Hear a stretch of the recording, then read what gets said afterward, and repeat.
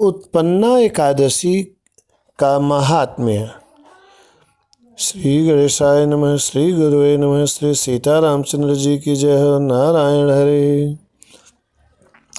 भगवान श्री हरि के जागने के पश्चात जहाँ पूरी दुनिया उत्सवों में डूब गई, शादी विवाह इत्यादि शुभ कर्मों से नवीन सृष्टि के सृजन का मार्ग खुल गया, वहीं सबके पालनहार भगवान विष्णु अपने कर्तव्य पथ पर अग्रसर हो गए।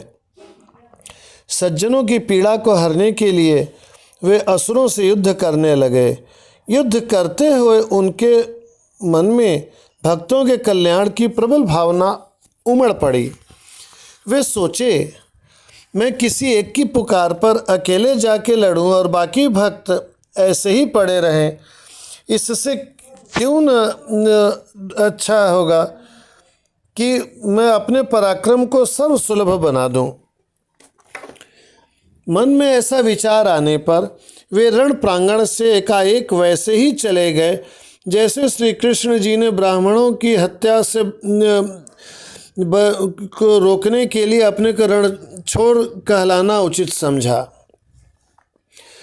बद्रिकाश्रम जो भगवान की तपस्थली है, वहाँ पर लगभग 150 किलोमीटर गहरी गुफा में वे जाकर के अपने आह्लादिनी शक्ति को प्रकट करने के लिए समाधिष्ठ हो गए। लोग समझते हैं कि विष्णु जी युद्ध में थक करके सो गए। अरे, दुनिया का पालनहार कभी सो सकता है क्या? क्या कभी हृदय विश्राम पर जाता है? क्या कभी दिमाग सोता है? पुत्र को लीला दिखाने के लिए माता जैसे सोने का स्वांग कर लेती है, परंतु उसकी प्रत्येक हरकतों को वह बंद आँखों से भी समझती रहती है, वैसे ही प्रभु भी कभी कभी सुनने में देर लग रहा है ऐसा महसूस कराता है, परंतु केवल महसूस ही कराता है, वह न सोता है न कभी भूलता है। विश्वास रखो, जिन प्रभु राख्यो जननी जठर, सो प्रभु गयो न सोय। जरूरत है हमें बंदर के बच्चे की तरह उसको पकड़ कर रखने की। संकट से कैसे पार होना है यह सोचना छोड़ दो, सिर्फ उसे पकड़े रहो, बनरिया की तरह वह सब संभाल लेगा। समाधिष्ठ विष्णु के समक्ष दैत्य के पहुंचने पर उनके शरीर से उनका तेज प्रकट हो गया। उस शक्ति के हुंकार मात्र से दैत्यराज भस्म हो गया। उस शक्ति को प्रकट करने के पश्चात प्रभु ने आंखें खोली। लोगों ने सोचा दानव के मरने के पश्चात उनकी नींद खुली, पर ऐसा नहीं था। नाटक में जैसे पर्दे बदलते हैं वैसे ही विष्णु जी सोए एवं वैसे ही विष्णु जी जगे। उनके नेत्रोन्मीलन के उस अंतराल में ही एकादशी की सृष्टि हो गई। उन एकादशी का जन्म इसी मार्गशीर्ष कृष्ण पक्ष के 11वें दिन हुआ था। अतः इस तिथि को उत्पन्न करने वाली अर्थात उत्पन्ना एकादशी कहा गया। इसी दिन एकादशी का जन्मदिन है। आइए उनका हैप्पी बर्थडे मनाएं। Happy birthday to you, happy birthday to you, happy birthday dear Ekadashi, happy birthday Ekadashi. आइए भविष्योत्तर पुराण में दी गई उनकी जन्म कथा को सुनते हैं। इसको सुनना भी बहुत लाभकारी होता है। युधिष्ठिर ने पूछा, भगवान पुण्यमयी एकादशी तिथि कैसे उत्पन्न हुई, इस संसार में क्यों पवित्र मानी गई तथा देवताओं को कैसे प्रिय हुई? श्री भगवान बोले, कुंती नंदन, प्राचीन समय की बात है। सतयुग में मुर नामक दानव रहता था। वह बहुत ही अद्भुत, अत्यंत रौद्र तथा संपूर्ण देवताओं के लिए भयंकर था। उस काल रूपधारी दुरात्मा महासुर ने इंद्र को भी जीत लिया था। संपूर्ण देवता उससे परास्त होकर स्वर्ग से निकाले जा चुके थे और शंकित तथा भयभीत होकर पृथ्वी पर विचरा करते थे। एक दिन सभी लोग महादेव जी के पास गए और अपना हाल सुनाया। इंद्र बोले, महेश्वर, ये देवता स्वर्गलोक से भ्रष्ट होकर पृथ्वी पर विचर रहे हैं। मनुष्यों में रहकर इनकी शोभा नहीं होती। देव, कोई उपाय बतलाइए, देवता किसका सहारा लें? महादेव जी ने कहा, देवराज, जहाँ सबको शरण देने वाले, सबकी रक्षा में तत्पर रहने वाले जगत के स्वामी भगवान गरुड़ध्वज विराजमान हैं, वहाँ जाओ, वे तुम लोगों की रक्षा करेंगे। भगवान श्री कृष्ण कहते हैं, युधिष्ठिर महादेव जी की बात सुनकर परम बुद्धिमान देवराज इंद्र संपूर्ण देवताओं के साथ वहाँ गए। भगवान गदाधर क्षीर सागर के जल में सो रहे थे। इंद्र ने उन हाथ जोड़कर स्तुति प्रारंभ किया। ओम नमो देव देवेश देव दानव वंदित दैत्यारे पुंडरीकाक्ष त्राहिनो मधुसूदन इत्यादि 7 मंत्रों से इनकी स्तुति हुई, जिसका अर्थ यह है कि देव देवेश्वर आपको नमस्कार है। देवता और दानव दोनों ही आपकी वंदना करते हैं। पुंडरीकाक्ष, आप दैत्यों के शत्रु हैं। मधुसूदन, हम लोगों की रक्षा कीजिए। हे जगन्नाथ, संपूर्ण देवता मुर नामक दानव से भयभीत होकर आपकी शरण आए हैं। हे भक्तवत्सल, हमें बचाइए। हे देव देवेश्वर, हमें बचाइए। हे जनार्दन, हमारी रक्षा कीजिए, रक्षा कीजिए। हे दानवों का विनाश करने वाले कमल नयन, हमारी रक्षा कीजिए। प्रभु, हम सब लोग आपके समीप आए हैं, आपकी ही शरण में आ पड़े हैं। भगवान, शरण में आए हुए देवताओं की सहायता कीजिए। हे देव, आप ही पति हैं, आप ही मति हैं, आप ही कर्ता हैं और आप ही कारण हैं। आप ही सब लोगों की माता हैं, आप ही सब लोगों के पिता हैं। हे भगवान, हे देव देवेश्वर, हे शरणागत वत्सल, देवता भयभीत होकर आपकी शरण में आए हैं। हे प्रभु, अत्यंत उग्र स्वभाव वाले महाबली मुर नामक दैत्य ने संपूर्ण देवताओं को जीतकर हम सभी को स्वर्ग से निकाल दिया है। यहाँ पर मैं यह बोलना चाहूँगा कि देवता लोग भी जब प्रार्थना कर रहे हैं तो कितनी आर्त भाव से प्रार्थना कर रहे हैं, और हम लोग सोचते हैं कि हमने बस थोड़ा सा बोल दिया या हमने तो प्रभु को सुन लेना चाहिए था, या प्रभु क्यों नहीं अपने से सुन लेते हैं, प्रभु अपने आप जान लेंगे हमारे मन की बात। अरे माता भी जो अपने पुत्र का ख्याल हमेशा रखती है, पुत्र के रोने पर ही दूध पिलाती है। हमको भी मुंह खोल के अपने कष्ट को प्रभु को बताना पड़ता है। वो भले ही प्रभु की माया है कि हमारे मुंह खोलवा रहा है, परंतु हमको अपना कार्य करना चाहिए, न कि उसका कार्य सोचना चाहिए कि वो खुद कर लेगा, खुद संभाल लेगा। हमें दिक्कत है तो हमें प्रभु से बोलना चाहिए, और प्रभु से संवाद स्थापित करने की अच्छी बात है। इंद्र की बातों को सुनकर भगवान विष्णु जगे एवं बोले, देवराज, वह दानव कैसा है, उसका रूप और बल कैसा है, तथा उस दुष्ट के रहने का स्थान कहाँ है? इंद्र बोले, देव देवेश्वर, पूर्व काल में ब्रह्मा जी के वंश में तालजंग नामक एक महान असुर उत्पन्न हुआ था। अब ब्रह्मा जी के वंश में उत्पन्न हुआ था, इस कारण से ब्रह्मा जी को कलंकित मत कीजिए। अरे ब्रह्मा जी तो मैं अपनी बात बोल रहा हूँ कि ब्रह्मा जी तो सृष्टि किए जा रहे हैं, और सृष्टि में कोई अच्छा पैदा हो रहा है, कोई बुरा पैदा हो रहा है। अतः इंद्र का यह कहना कि ब्रह्मा जी के वंश में उत्पन्न हुए बहुत उचित नहीं प्रतीत होता है, परंतु कथा ऐसे ही जाती है कि तालजंग नामक एक महान असुर उत्पन्न हुआ जो अत्यंत भयंकर था। उसका पुत्र मुर दानव नाम से विख्यात हो, वह भी अत्यंत उत्कट महापराक्रमी और देवताओं के लिए भयंकर है। चंद्रावती नाम से प्रसिद्ध एक नगरी है, उसी में स्थान बनाकर वह निवास करता है। उस दैत्य ने समस्त देवताओं को परास्त करके स्वर्गलोक से बाहर कर दिया है। उसने एक दूसरे ही इंद्र को स्वर्ग के सिंहासन में बैठाया है। अग्नि, चंद्रमा, सूर्य, वायु, वरुण सब कुछ अपने लोगों को बना दिया है, और सभी लोग अपने स्थान, सभी देवता अपने स्थान से वंचित हो चुके हैं। इंद्र का कथन सुनकर भगवान जनार्दन को बहुत क्रोध आया। क्या भगवान को पता नहीं रहा होगा यह सब? वो अंतर्यामी जब कहे जाते हैं तो पता रहा होगा, परंतु रिपोर्टिंग की ज़रूरत थी जो मिल गई। उसके बाद प्रभु ने अपना क्रोध प्रकट किया। वे देवताओं को साथ लेकर चंद्रावतीपुरी में गए।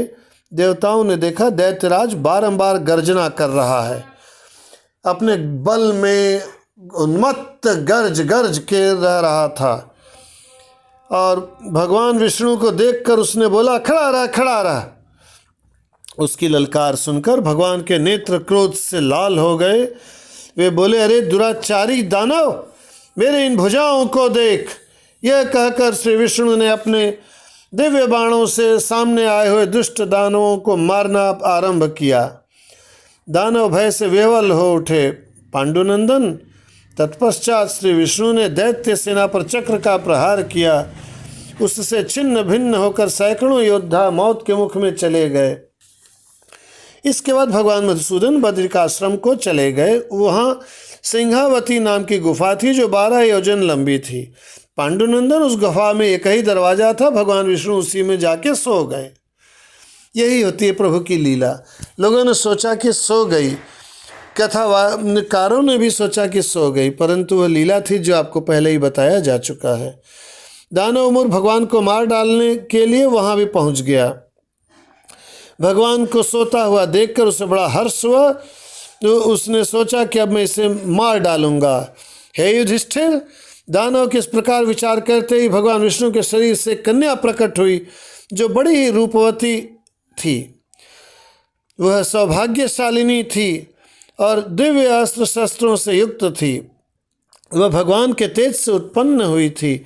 उसका बल और पराक्रम महान था। दानवराज मुर ने उस कन्या को देखा और कन्या ने उस दानव से युद्ध की याचना की। युद्ध छिड़ गया। कन्या सब प्रकार की युद्ध कला में निपुण थी। वह मुर नामक महान असुर उसके हुंकार मात्र से राख का ढेर हो गया।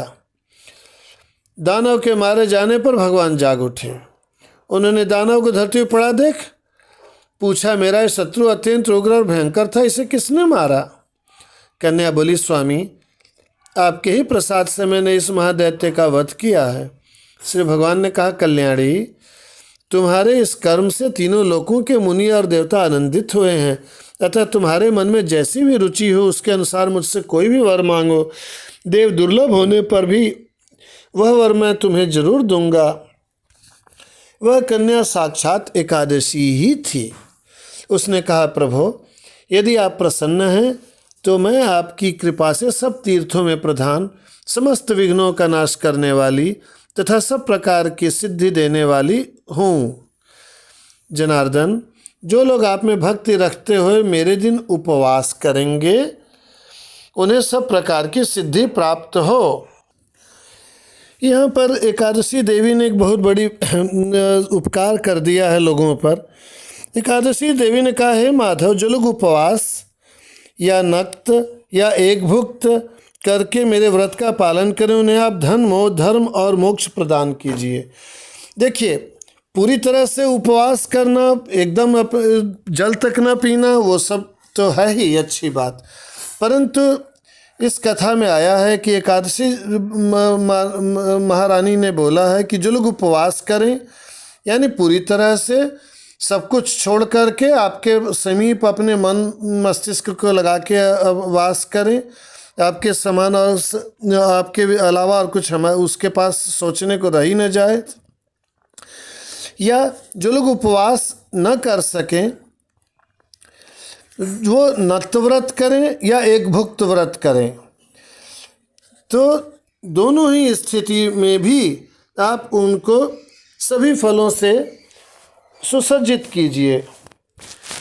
एक भुक्त व्रत का अर्थ होता है किसी व्रत को करते समय केवल एक ही बार भोजन करना। अर्थात आप समझ लीजिए कि आपको किस समय अगर भोजन कर लेंगे तो आपका शरीर चल जाएगा। केवल एक बार उस समय भोजन कर लिए वो तो भी वो व्रत टूटा हुआ नहीं माना जाएगा। दिन में एक बार भोजन करके भी व्रत कर लीजिए। हाँ, ये अलग बात है कि भोजन करने में सात्विक चीज़ या हविष्यान्न का ही प्रयोग करें। हविष्यान्न अर्थात जिस चीज़ से हवन किया जा सके ये हो गया एक भुक्त का अर्थ। उसके नक्त व्रत, नक्त का अर्थ होता है कि दिन के 8वें भाग में जब सूर्य का तेज मंद पड़ जाता है उसे नक्त जानना चाहिए। तो सन्यासी चूंकि रात को भोजन नहीं कर सकता है, उसके लिए रात को भोजन करना मना है, तो वो दिन के 8वें भाग में भोजन कर ले तो वो नक्त व्रत होता है।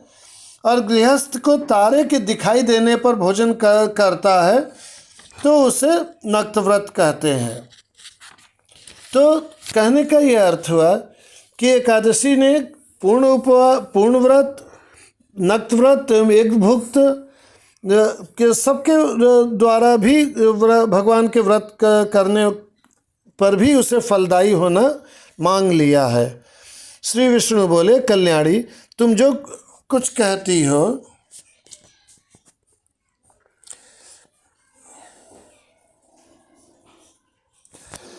श्री विष्णु बोले, कल्याणी तुम जो कुछ कहती हो वह सब पूर्ण होगा। भगवान श्री कृष्ण कहते हैं, युधिष्ठिर ऐसा वर पाकर महाव्रता एकादशी बहुत प्रसन्न हुई। दोनों पक्षों की एकादशी समान रूप से कल्याण करने वाली है, इसमें शुक्ल और कृष्ण का भेद नहीं करना चाहिए। यदि उदय काल में थोड़ी सी एकादशी हो, मध्य में पूरी द्वादशी हो और अंत में किंचित त्रयोदशी हो तो वह त्रिस्पर्शा एकादशी कहलाती है। वो भगवान को बहुत ही प्रिय है। यदि एक त्रिस्पर्शा एकादशी को उपवास कर लिया जाए तो 1 सहस्र एकादशी व्रतों का फल प्राप्त होता है तथा इसी प्रकार द्वादशी में पारण करने पर सहस्र गुना फल माना गया है। यहाँ एक चीज़ और समझ में आती है कि भगवान हमको कष्ट नहीं देना चाहते थे, इसलिए उन्होंने कहा कि सोचिए कि जिस तिथि में त्रयोदशी भी लगने जा रही है उसमें कितना कम समय आपको व्रत करने को मिलेगा, परंतु भगवान कह रहे हैं कि उस समय आप व्रत कीजिए और आपको ज़्यादा फल मिलेगा। ऐसा नहीं है कि खूब शरीर को तपाते चलिए और तभी फल मिलेगा।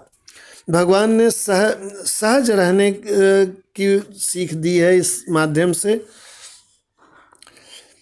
उसके बाद नियम को आगे बताते हुए बोलते हैं कि अष्टमी हो, एकादशी हो, षष्ठी हो, तृतीया हो या चतुर्दशी, ये तिथियां अगर पूर्व में विद्ध हों तो उनमें व्रत नहीं करना चाहिए। अर्थात इनमें अगर शुरू में कोई और तिथि जो लगी है उसी दिन, तब उसमें व्रत नहीं करना चाहिए। परिवर्तिनी तिथि से युक्त होने पर इनमें उपवास का विधान है। ये जिस दिन उदय के समय हो, सूर्य उदय होने के समय हो ये तिथियां, उस दिन करे, भले ही थोड़े समय बाद ही दूसरी तिथि लग जा रही हो। केवल प्रातः काल एक दंड एकादशी रहे तो पहली तिथि का परित्याग करके दूसरे दिन की द्वादशी युक्त एकादशी का ही उपवास करना चाहिए। अक्सर करके वैष्णव लोग इसी तिथि का उपवास करते हैं। आम जनता में पहले वाली तिथि के उपवास करने का प्रचलन हो गया है, क्योंकि वो सोचते हैं कि हम जितना करेंगे उतना ज़्यादा फल मिलेगा, परंतु देखिए ऐसा नहीं है। प्रभु ने स्वयं कहा है कि बस थोड़ी एकादशी भी रहे सूर्योदय के पश्चात उसी दिन करिए, और द्वादशी के अंदर पारण भी कर लेना चाहिए, यानी कि पारण भी जल्दी हो जाएगा। ये विधि मैंने दोनों पक्षों की एकादशियों के लिए बताई है। जो मनुष्य एकादशी को उपवास करता है वह वैकुंठ धाम में, जहाँ साक्षात भगवान गरुड़ध्वज विराजमान हैं, जाता है। जो मानव हर समय एकादशी के महात्म्य का पाठ करता है उसे सहस्र गोदानों के पुण्य का फल प्राप्त होता है। और जो दिन में हो या रात में हो, कभी भी हो, भक्ति पूर्वक इस महात्म्य को सुनता भी है, वह भी निस्संदेह ब्रह्म हत्या आदि पापों से मुक्त हो जाता है। एकादशी के समान पाप नाश का दूसरा कोई व्रत नहीं है। बोलिए श्री एकादशी महारानी की जय। इसके बाद आपको एकादशी की मूल कथा भी दूसरे YouTube में सुनाई जाएगी। जय जय श्री सीताराम।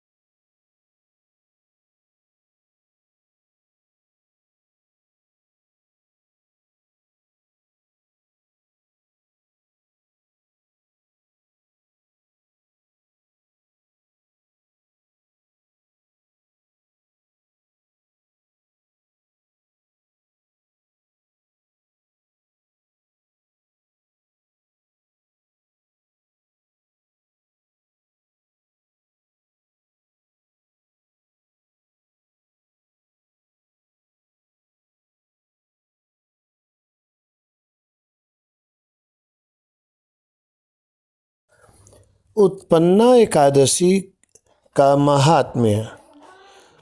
श्री गणेशाय नमः। श्री गुरुवे नमः। श्री सीतारामचंद्र जी की जय हो। नारायण हरे। भगवान श्री हरि के जागने के पश्चात जहाँ पूरी दुनिया उत्सवों में डूब गई, शादी विवाह इत्यादि शुभ कर्मों से नवीन सृष्टि के सृजन का मार्ग खुल गया, वहीं सबके पालनहार भगवान विष्णु अपने कर्तव्य पथ पर अग्रसर हो गए। सज्जनों की पीड़ा को हरने के लिए वे असुरों से युद्ध करने लगे। युद्ध करते हुए उनके मन में भक्तों के कल्याण की प्रबल भावना उमड़ पड़ी। वे सोचे, मैं किसी एक की पुकार पर अकेले जाके लड़ूं और बाकी भक्त ऐसे ही पड़े रहें, इससे क्यों न अच्छा होगा कि मैं अपने पराक्रम को सर्वसुलभ बना दूं। मन में ऐसा विचार आने पर वे रण प्रांगण से एकाएक वैसे ही चले गए जैसे श्री कृष्ण जी ने ब्राह्मणों की हत्या से को रोकने के लिए अपने को रण छोड़ कहलाना उचित समझा। बद्रिकाश्रम जो भगवान की तपस्थली है, वहाँ पर लगभग 150 किलोमीटर गहरी गुफा में वे जाकर के अपने आह्लादिनी शक्ति को प्रकट करने के लिए समाधिष्ठ हो गए। लोग समझते हैं कि विष्णु जी युद्ध में थक करके सो गए। अरे, दुनिया का पालनहार कभी सो सकता है क्या? क्या कभी हृदय विश्राम पर जाता है? क्या कभी दिमाग सोता है? पुत्र को लीला दिखाने के लिए माता जैसे सोने का स्वांग कर लेती है, परंतु उसकी प्रत्येक हरकतों को वह बंद आँखों से भी समझती रहती है, वैसे ही प्रभु भी कभी कभी सुनने में देर लग रहा है ऐसा महसूस कराता है, परंतु केवल महसूस ही कराता है, वह न सोता है न कभी भूलता है। विश्वास रखो, जिन प्रभु राख्यो जननी जठर, सो प्रभु गयो न सोय। जरूरत है हमें बंदर के बच्चे की तरह उसको पकड़ कर रखने की। संकट से कैसे पार होना है यह सोचना छोड़ दो, सिर्फ उसे पकड़े रहो, बनरिया की तरह वह सब संभाल लेगा। समाधिष्ठ विष्णु के समक्ष दैत्य के पहुंचने पर उनके शरीर से उनका तेज प्रकट हो गया। उस शक्ति के हुंकार मात्र से दैत्यराज भस्म हो गया। उस शक्ति को प्रकट करने के पश्चात प्रभु ने आंखें खोली। लोगों ने सोचा दानव के मरने के पश्चात उनकी नींद खुली, पर ऐसा नहीं था। नाटक में जैसे पर्दे बदलते हैं वैसे ही विष्णु जी सोए एवं वैसे ही विष्णु जी जगे। उनके नेत्रोन्मीलन के उस अंतराल में ही एकादशी की सृष्टि हो गई। उन एकादशी का जन्म इसी मार्गशीर्ष कृष्ण पक्ष के 11वें दिन हुआ था। अतः इस तिथि को उत्पन्न करने वाली अर्थात उत्पन्ना एकादशी कहा गया। इसी दिन एकादशी का जन्मदिन है। आइए उनका हैप्पी बर्थडे मनाएं। Happy birthday to you, happy birthday to you, happy birthday dear Ekadashi, happy birthday Ekadashi. आइए भविष्योत्तर पुराण में दी गई उनकी जन्म कथा को सुनते हैं। इसको सुनना भी बहुत लाभकारी होता है। युधिष्ठिर ने पूछा, भगवान पुण्यमयी एकादशी तिथि कैसे उत्पन्न हुई, इस संसार में क्यों पवित्र मानी गई तथा देवताओं को कैसे प्रिय हुई? श्री भगवान बोले, कुंती नंदन, प्राचीन समय की बात है। सतयुग में मुर नामक दानव रहता था। वह बहुत ही अद्भुत, अत्यंत रौद्र तथा संपूर्ण देवताओं के लिए भयंकर था। उस काल रूपधारी दुरात्मा महासुर ने इंद्र को भी जीत लिया था। संपूर्ण देवता उससे परास्त होकर स्वर्ग से निकाले जा चुके थे और शंकित तथा भयभीत होकर पृथ्वी पर विचरा करते थे। एक दिन सभी लोग महादेव जी के पास गए और अपना हाल सुनाया। इंद्र बोले, महेश्वर, ये देवता स्वर्गलोक से भ्रष्ट होकर पृथ्वी पर विचर रहे हैं। मनुष्यों में रहकर इनकी शोभा नहीं होती। देव, कोई उपाय बतलाइए, देवता किसका सहारा लें? महादेव जी ने कहा, देवराज, जहाँ सबको शरण देने वाले, सबकी रक्षा में तत्पर रहने वाले जगत के स्वामी भगवान गरुड़ध्वज विराजमान हैं, वहाँ जाओ, वे तुम लोगों की रक्षा करेंगे। भगवान श्री कृष्ण कहते हैं, युधिष्ठिर महादेव जी की बात सुनकर परम बुद्धिमान देवराज इंद्र संपूर्ण देवताओं के साथ वहाँ गए। भगवान गदाधर क्षीर सागर के जल में सो रहे थे। इंद्र ने उन हाथ जोड़कर स्तुति प्रारंभ किया। ओम नमो देव देवेश देव दानव वंदित दैत्यारे पुंडरीकाक्ष त्राहिनो मधुसूदन इत्यादि 7 मंत्रों से इनकी स्तुति हुई, जिसका अर्थ यह है कि देव देवेश्वर आपको नमस्कार है। देवता और दानव दोनों ही आपकी वंदना करते हैं। पुंडरीकाक्ष, आप दैत्यों के शत्रु हैं। मधुसूदन, हम लोगों की रक्षा कीजिए। हे जगन्नाथ, संपूर्ण देवता मुर नामक दानव से भयभीत होकर आपकी शरण आए हैं। हे भक्तवत्सल, हमें बचाइए। हे देव देवेश्वर, हमें बचाइए। हे जनार्दन, हमारी रक्षा कीजिए, रक्षा कीजिए। हे दानवों का विनाश करने वाले कमल नयन, हमारी रक्षा कीजिए। प्रभु, हम सब लोग आपके समीप आए हैं, आपकी ही शरण में आ पड़े हैं। भगवान, शरण में आए हुए देवताओं की सहायता कीजिए। हे देव, आप ही पति हैं, आप ही मति हैं, आप ही कर्ता हैं और आप ही कारण हैं। आप ही सब लोगों की माता हैं, आप ही सब लोगों के पिता हैं। हे भगवान, हे देव देवेश्वर, हे शरणागत वत्सल, देवता भयभीत होकर आपकी शरण में आए हैं।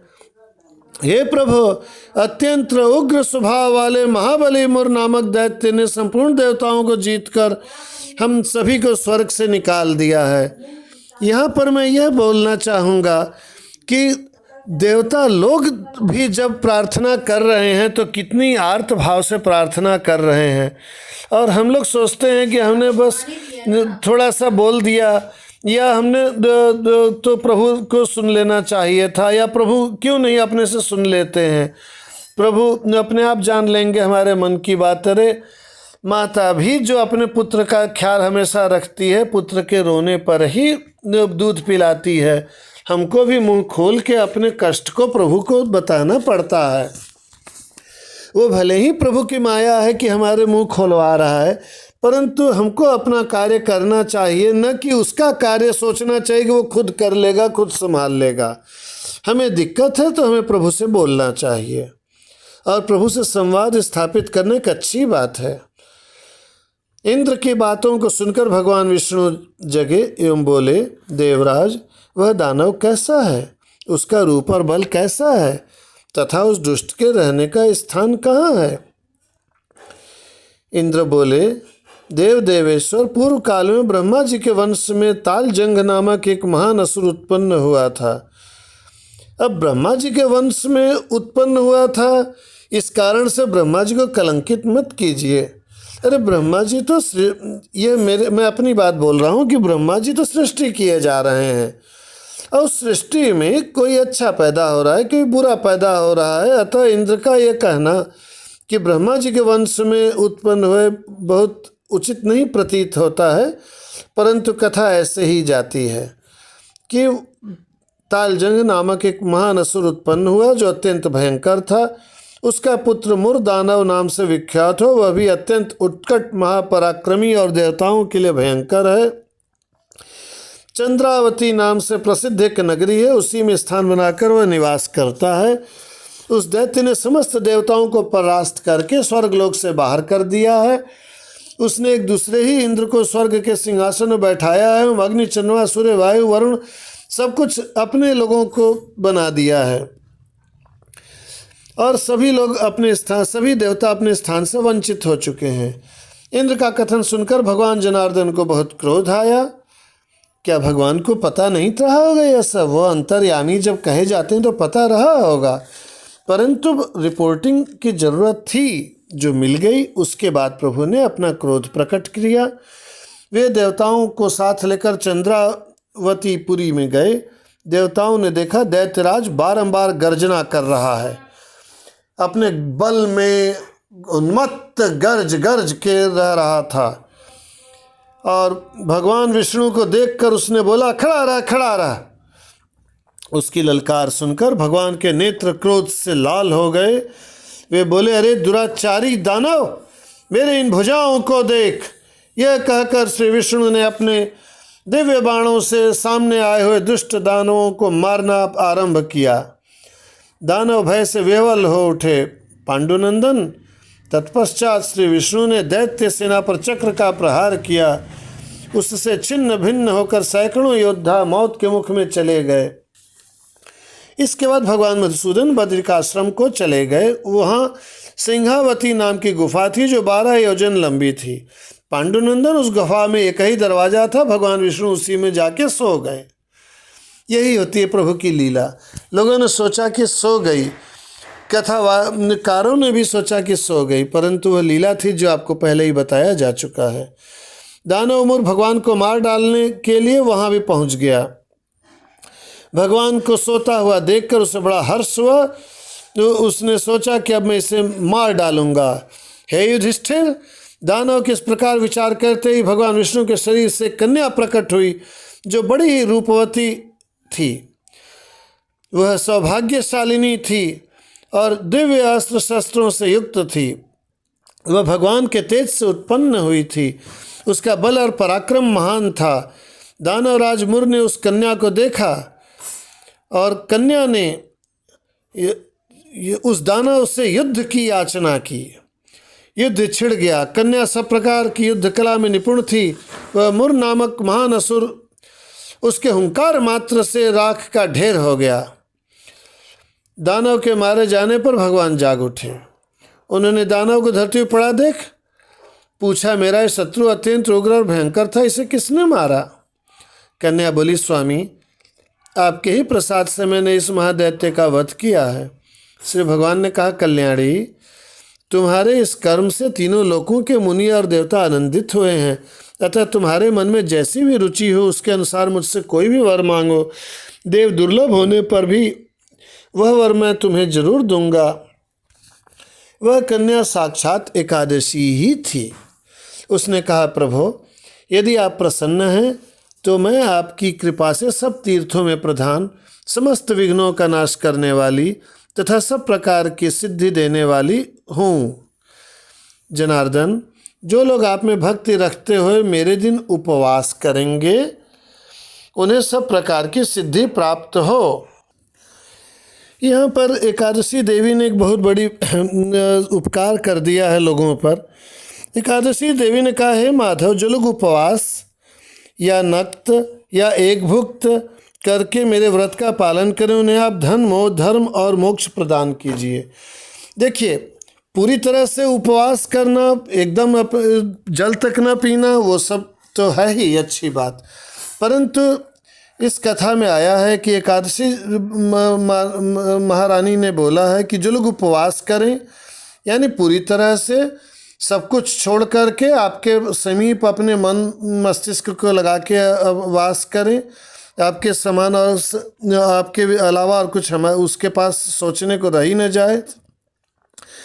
या जो लोग उपवास न कर सकें वो नक्त व्रत करें या एक भुक्त व्रत करें, तो दोनों ही स्थिति में भी आप उनको सभी फलों से सुसज्जित कीजिए। एक भुक्त व्रत का अर्थ होता है किसी व्रत को करते समय केवल एक ही बार भोजन करना। अर्थात आप समझ लीजिए कि आपको किस समय अगर भोजन कर लेंगे तो आपका शरीर चल जाएगा। केवल एक बार उस समय भोजन कर लिए वो तो भी वो व्रत टूटा हुआ नहीं माना जाएगा। दिन में एक बार भोजन करके भी व्रत कर लीजिए। हाँ, ये अलग बात है कि भोजन करने में सात्विक चीज़ या हविष्यान्न का ही प्रयोग करें। हविष्यान्न अर्थात जिस चीज़ से हवन किया जा सके ये हो गया एक भुक्त का अर्थ। उसके नक्त व्रत, नक्त का अर्थ होता है कि दिन के 8वें भाग में जब सूर्य का तेज मंद पड़ जाता है उसे नक्त जानना चाहिए। तो सन्यासी चूंकि रात को भोजन नहीं कर सकता है, उसके लिए रात को भोजन करना मना है, तो वो दिन के 8वें भाग में भोजन कर ले तो वो नक्त व्रत होता है। और गृहस्थ को तारे के दिखाई देने पर भोजन करता है तो उसे नक्त व्रत कहते हैं। तो कहने का ये अर्थ हुआ कि एकादशी ने पूर्ण व्रत, नक्त व्रत, एक भुक्त के सबके द्वारा भी भगवान के व्रत करने पर भी उसे फलदायी होना मांग लिया है। श्री विष्णु बोले, कल्याणी तुम जो कुछ कहती हो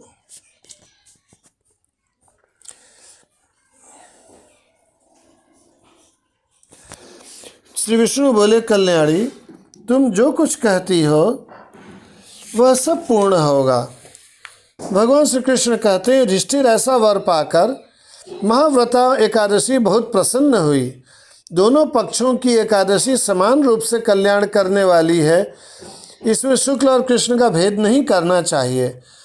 यदि उदय काल में थोड़ी सी एकादशी हो, मध्य में पूरी द्वादशी हो और अंत में किंचित त्रयोदशी हो तो वह त्रिस्पर्शा एकादशी कहलाती है। वो भगवान को बहुत ही प्रिय है।